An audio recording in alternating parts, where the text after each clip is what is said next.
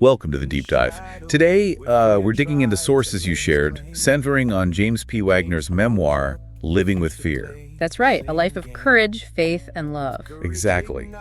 And our mission really is to try and understand how fear shaped his life, and what maybe we can learn from how he faced it.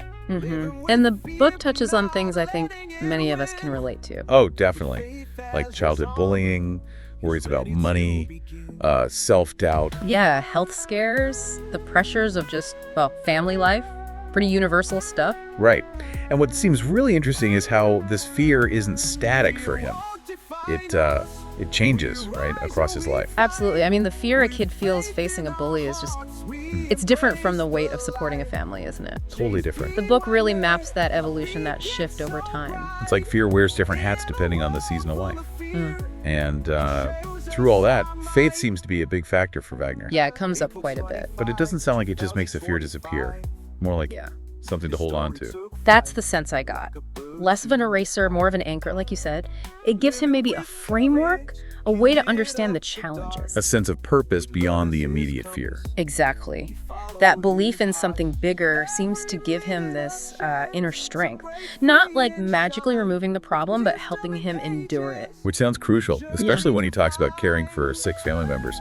That part felt very raw. Oh, yeah. That really stood out. The fear of loss, feeling helpless, things many people face when caregiving. And he doesn't shy away from the messiness of it. No, not at all. And that vulnerability is, I think, what makes it connect. It's not some polished story. It's real life, the anxieties that come with that. And deciding to write this at 60, that timing feels significant too. Looking back on a lifetime of dealing with fear. It often is that stage, isn't it? A time for summing up, maybe making sense of the whole journey. Trying to find the pattern. Sort of. And maybe wanting to share what you've learned. Connect with others through those shared, sometimes difficult human experiences. Yeah, makes sense. And the book also seems to touch on these bigger themes, doesn't it? Like, what does it mean to be a man? Performance pressure. The importance of just being present, legacy, all those broader ideas filter through his personal story. Right.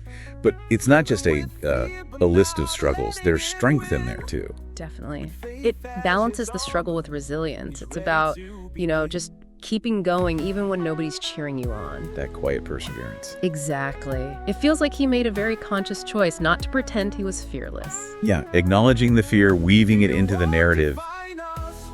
It almost takes away some of its power, doesn't it? I think so. That unfiltered honesty, those unpolished memories, that's probably what hits home for readers. It's lived experience. And I even saw he made a theme song for the book. It's on TikTok and YouTube. Did he really? Yeah. That's quite something.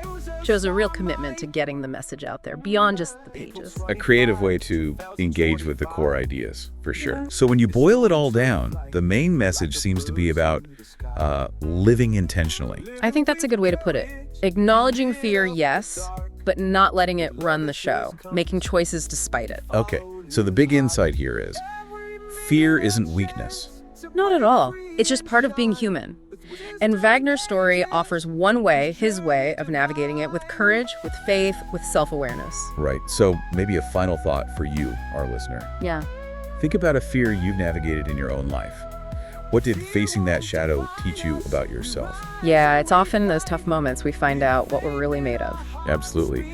Well, thanks for joining us for this deep dive.